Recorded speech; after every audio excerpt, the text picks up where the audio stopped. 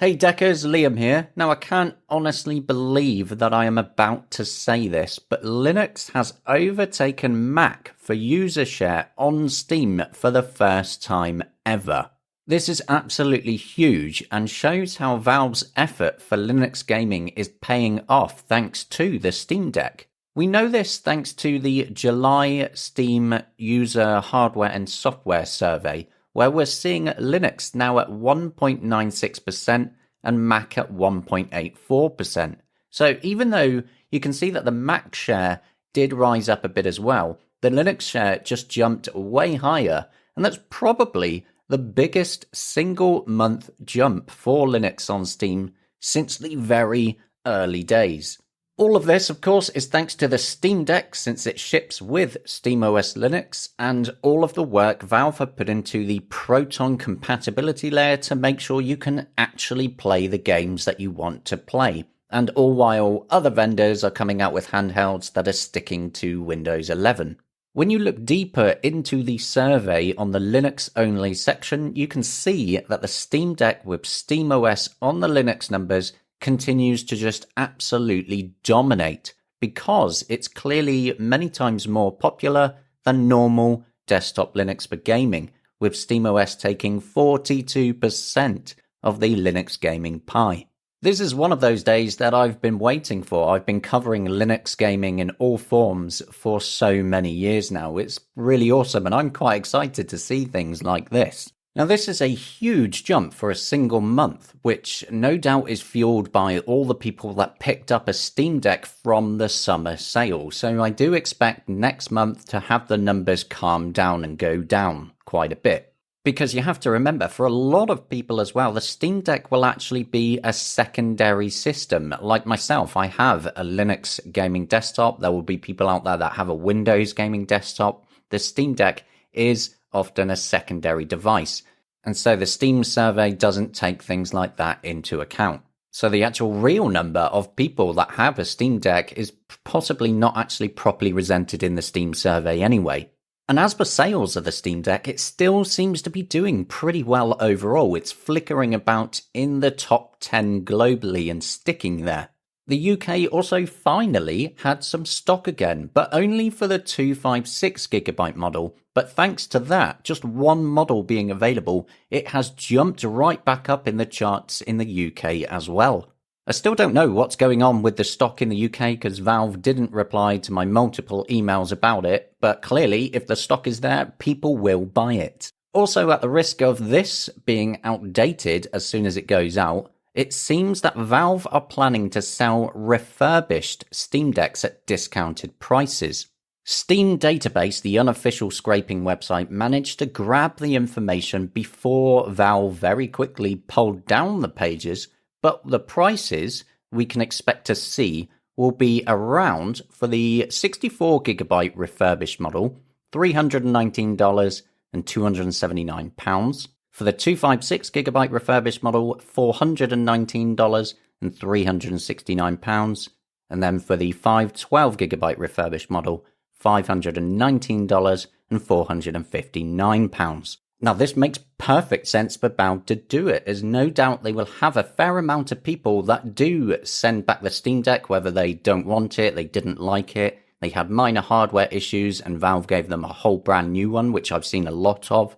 And when you consider how repairable the Steam Deck actually is, it shouldn't be much trouble for them to just fix up the minor issues and then have a whole bunch ready to just ship them out a bit cheaper like this.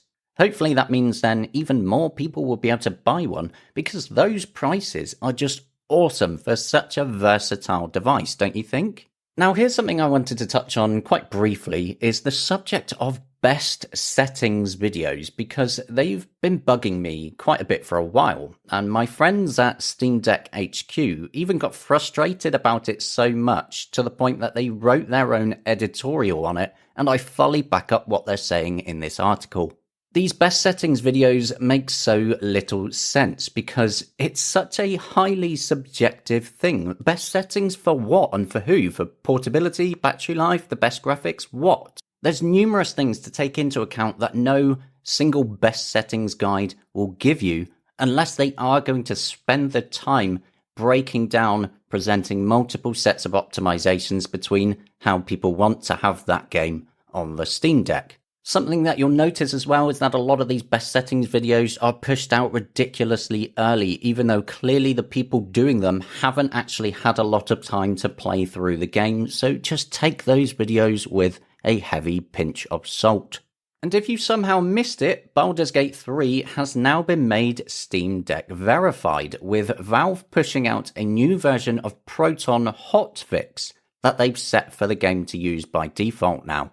Seeing it verified, though, is actually quite a surprise to me because the out-of-the-box defaults for the game are pretty poor and it gives you a really blurry picture. It is a fantastic game that I have now put multiple tens of hours into, but it really does need some more optimizations and the FSR 2.2 upgrade for the Steam Deck before I would have considered it a verified worthy title. Playable, absolutely, but not verified. My previous video on Baldur's Gate 3 on Steam Deck just gave some suggested settings that worked out pretty well for me, but it's still a bit rough. I'll be testing out a lot more of it when the FSR2 update comes out in September though, so look out for that video. Armored Core 6 was also in the news recently, not just because it looks awesome, and who doesn't love the idea of a customizable big fancy mech, but because the developers stated they plan to fully support the Steam Deck with it. This is the same developer that made Elden Ring, and their producer spoke to Digital Trends, where they said, and I quote, "Obviously, seeing how well Elden Ring performed on the Steam Deck, we were very happy, and we wanted to at least create that as a baseline going forward for this handheld. So it is fully supported for the Steam Deck. We just want to reassure players that it will be fully supported." Excellent news, cannot wait to play Armored Core, it looks so good. Here's a quick tip for anyone wanting to play Persona 5 Strikers. As it turns out, there's a lot of issues with the audio in the cutscenes, and there are a lot of cutscenes in this game. What you need to do is install GE Proton. I've got a guide video up on the channel for that. And you also need to add a Steam launch option for it. This info is thanks to a user on Proton database. And like everything else, I'll leave a note on it in the video description for you to go and check it out so you can fix it and play it yourself. We also had some Proton experimental upgrades since my last video, the latest of which fixed up the problematic Ubisoft Connect launcher, which broke once again. Once again, a third-party launcher being a problem. Where have we heard that before? So if you have had problems with Ubisoft games, flick them over to Proton Experimental in the Properties and Compatibility section of the game and set it in the drop-down box, and your Ubisoft games should hopefully work properly again. Now, you've heard of the Heroic Games Launcher, right? It's an open-source, cross-platform game launcher that previously worked with Epic Games, GOG, and you could sideload anything else pretty much into it as well. Thanks to a major upgrade that landed recently, it now also supports Amazon games. So that's awesome, because if you have Amazon Prime, every month you can go and claim a whole load of games from Prime Gaming. And now with the Heroic Games Launcher, you'll be able to log in and just easily download and run them on Steam Deck and Linux Desktop, making everything just that little bit easier. And just to finish up the video, we have the Steam Deck top 20 games for July, sorted by playtime. So from top to bottom, the games people have been playing the most are Dave the Diver, Elden Ring, Stardew Valley, Brotato, Grand Theft Auto 5, Red Dead Redemption 2, Vampire Survivors, Halls of Torment, which is fantastic, Cyberpunk 2077, Hogwarts Legacy, Fallout 4, The Elder Scrolls Skyrim Special Edition, The Binding of Isaac Rebirth, The Witcher 3 Wild Hunt, Hades, Persona 5 Royal, Slay the Spire, NBA 2K23, Street Fighter 6, and finally Marvel's Spider-Man Remastered. What have you been playing the most recently? Be sure to like the video and leave a comment telling me what. Give me your suggestions on what I should pick up once I've got over my apparent addiction to Baldur's Gate 3. But that's it for now. I'll see you later.